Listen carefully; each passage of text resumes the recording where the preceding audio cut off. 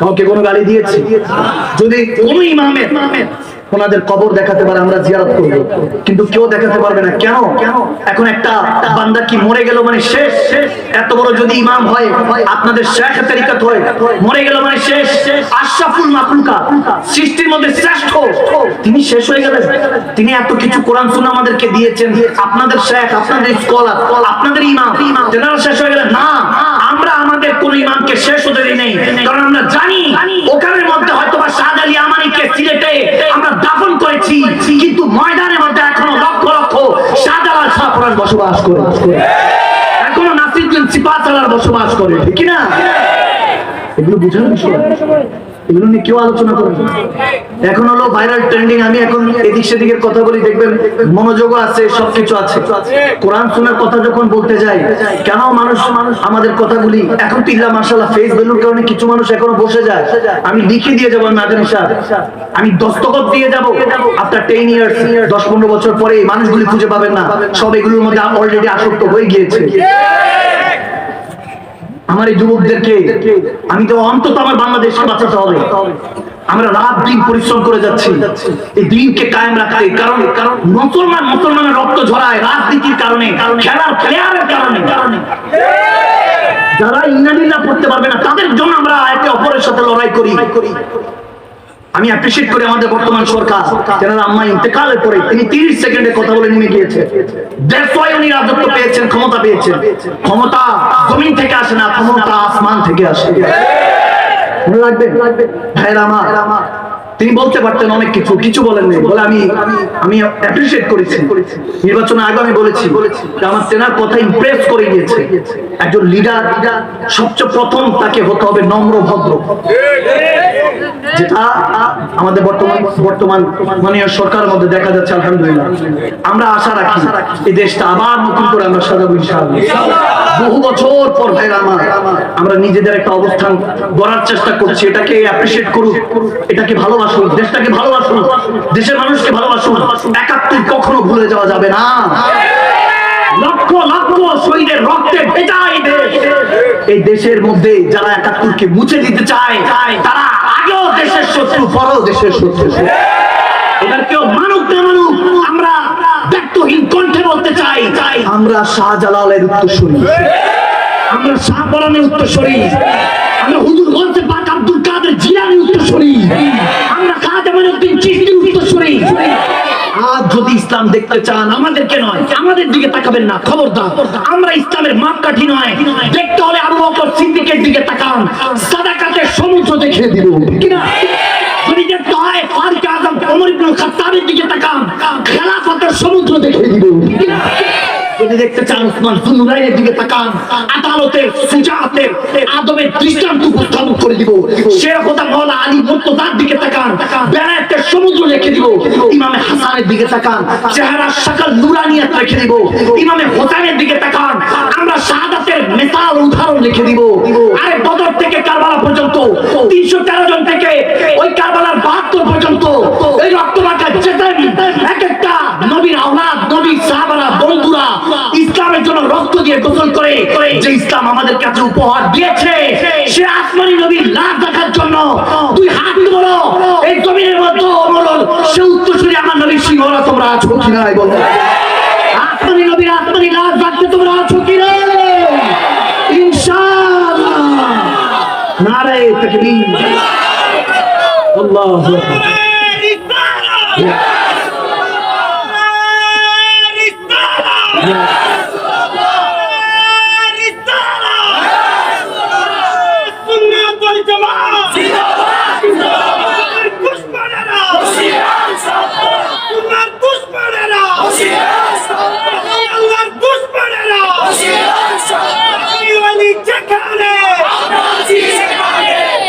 ভাইরা আমার, বাবা আমার, ভাতের থেকে ওষুধ খায় বেশি।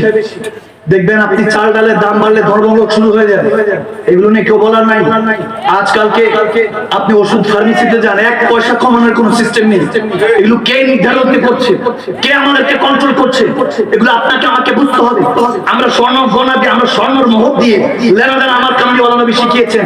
আস্তে আস্তে সেটা কাগজ, তামার উপর শেষ করে কাগজ, কাগজ থেকে এখন এটিএম, এখন এটিএম শেষ সংখ্যা, ওই বিকাশ নগদ। আওয়াজ নাই, আওয়াজ নাই, কথা বুঝেন নাই? মোহর, স্বর্ণের মোহর থেকে লেনাদেনা শুরু, তারপর ওখান থেকে তামা রূপা সব শেষ করে কাগজ, কাগজ থেকে এটিএম কার্ড, প্লাস্টিক, প্লাস্টিক শেষ হয়ে এখন সংখ্যা। এগুলো বুঝেন? গভীর ষড়যন্ত্র চক্রান্ত চলতেছে মুসলিম উম্মার জন্য।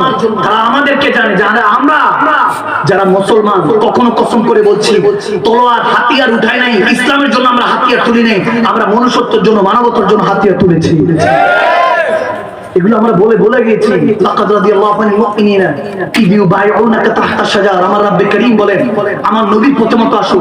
শিক্ষামনিওয়ালা নবী আপনাকে আমাকে দ্বীন দিয়ে গিয়েছেন। এই দ্বীন কখনো আমাদের কাছে এই যে শেষ, এই কোরআন, এরপরে আর চিঠি আসবে না, আর চিঠি আসবে না। আপনার যদি কোনো এরপরও যদি অবিশ্বাস থাকে, আসেন আমার কাছে, আমি মাদানী সাহেবের কাছে। ওয়ালা ফাকর, আল্লাহ অহংকার থেকে হেফাজত করুক। আমি পানি পড়া ফুল দিয়ে দিব। আপনার কত বড় অসুস্থ, আমি ঠিক করার জন্য ওষুধ দিয়ে দেব। আপনি 41 দিন কেবলা মুখে বিসমিল্লাহ বলে পান করবেন।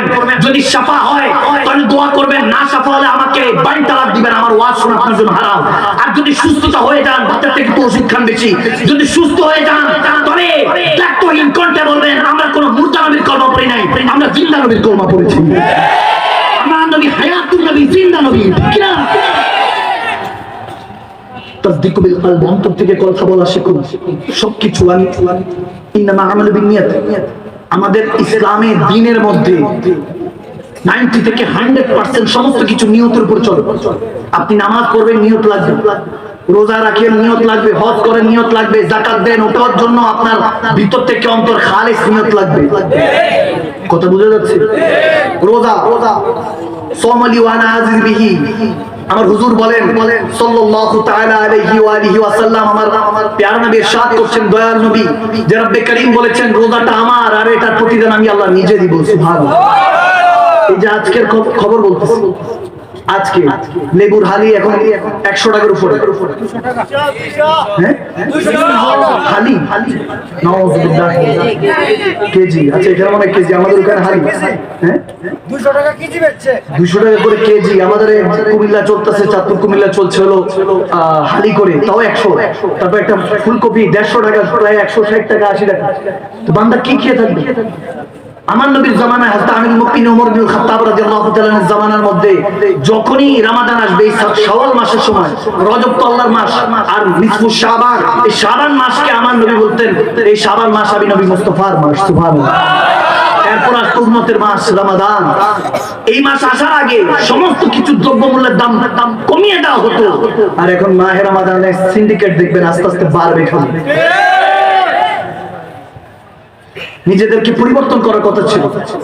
আপনি লাইফ স্টাইলের দিকে যদি তাকান, দেখবেন যে সঠিক টাইমে আপনি উঠতে চান কিন্তু উঠতে পারছেন না। ফজরের সময় উঠতে গেলে দেখা যায় 7টা 8টার সময়, কেউ কেউ আছে ফজরের পরেও ঘুমায় 10টা 11টা, আবার কেউ কেউ উঠতে উঠতে 12টা 1টাও বাজে। আছে কি নাই? বর্তমানে জামানার কথা বলছি। নিজেকে পরিবর্তন করার জন্য মাহে রমাদান প্রত্যেক বছরে একবার ফিরে আসে। ওয়াজ ওই পুরানটাই, কথা ওই পুরানটাই। কোরআন হাদিসে যেটা আল্লাহ তাবারক ওয়া তাআলা বলেছেন, লাআল্লাকুম তাত্তাকুন, আপনাকে আমাকে পরহেজগার হতে হবে। নেক কাজ যে ইবাদত করে, পরহেজগার হলো সে যে গুনাহ থেকে নিজেকে হেফাজত করে। সুবহানাল্লাহ পড়েন না? নিজেকে হেফাজত করতে হবে। আপনার নিজেকে আপনাকে আমাকে দায়িত্ব দেওয়া হয়েছে, নিজেকে এবং নিজের পরিবারকে জাহান্নামের আগুন থেকে হেফাজত করতে হবে।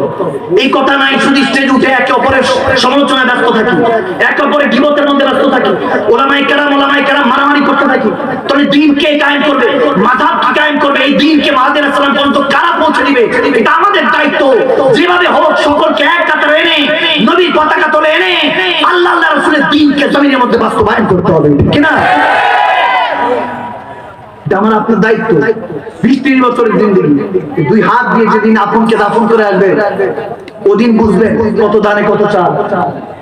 এখন তো বুঝবেন না, রঙিন চশমা, মা বাবা যদি থাকে, বাবা যদি থাকে, তত কাটো বৃক্ষ এখনো ছায়া দিচ্ছে। এগুলো কথা আমার প্রত্যেকটা কথা মাথার উপর দিয়ে যাবে। যেদিন আপনকে দাফন করবেন, বাবা মা কিংবা আপনার আপন যাকে দাফন করে কবর রেখে আসবেন, ওদিন বুঝবেন এই দুনিয়া স্বার্থপরের জায়গা, কখনো মুমিনদের জন্য নয়। কারণ বাবা আদম মা হাওয়া তেনারা শান্তি স্বরূপ আসেন নাই, শাস্তি স্বরূপ এসেছে। আমার কথা বুঝেন নাই? বাবা আদম মা হাওয়া এই দুনিয়াতে শান্তি স্বরূপ নয়, শাস্তি স্বরূপ এসেছে। এখানে সাজা প্রাপ্ত আপনারা আমরা সবাই কয়দিন। আর দুনিয়া হচ্ছে জন্য মুমিন হয় জান্নাতুল কাফির। আমার হুজুরে পাক বলেন এই দুনিয়াটা মুমিনের জন্য জেলখানা, আর কাফেরদের জন্য আরামখানা, জান্নাত বানানো হয়েছে নাউজুবিল্লাহ। তো আপনারা আমার কাছে কম থাকবে, মুমিন মুসলমান হলে কম থাকবে। এখনকার আমাদের উলামায়ে কেরামরা আমরা এখন ভাইরালের পিছনে ছুটি, এটা বলার জন্য সেটা বলার জন্য। আমরা সব সময়ের মধ্যে নিজেদের মধ্যে যে পরিবর্তন দরকার সেটা ভুলে গিয়েছি। You have to change yourself. নিজেকে নিজে পরিবর্তন করতে হবে, অন্য কেউ এসে পরিবর্তন করে দিয়ে যাবে না। যে কথাগুলি বলছি ভালো মতো খেয়াল করেন। আবু শামা ইবনে আমর রাদিয়াল্লাহু তাআলা, আমার হযরত ওমর ইবনে খাত্তাবের তৃতীয় সাহেবজাদা, দ্বিতীয় ঘরের প্রথম বড় সাহেবজাদা, 24 বছর বয়সে শাহাদাত বরণ করেছেন। ওনাকে ইহুদি নাসারারা নাবিজ বলে মদ পান করাই দিয়েছেন। নাবিজ এক ধরনের শরবত, দুইটা খেজুরকে বিচে ছাড়িয়ে 10-12 ঘন্টার জন্য চুবিয়ে রাখবেন, এটাকে নাবিজ ড্রিঙ্ক বলা হয়, নাবিজের শরবত বলা হয়। 10-12 ঘন্টা চুবিয়ে রাখবেন। সামনে যেহেতু মাহে রমাদান আসতেছে, আপনাদেরকে খাস দিয়ে গেলাম। ওই দুইটা খেজুর আজওয়া হতে পারে মারিয়াম, ভালো দামে উন্নত মানের খেজুরগুলি ভিজিয়ে রাখবেন। সাহরির সময় ভিজিয়ে রাখবেন, ইফতারের সময় ওইটা পান করবেন। দেখবেন 10-12 দিন পান করে দেখবেন যে কি পরিমাণ শরীরে শক্তি আসে। আপনার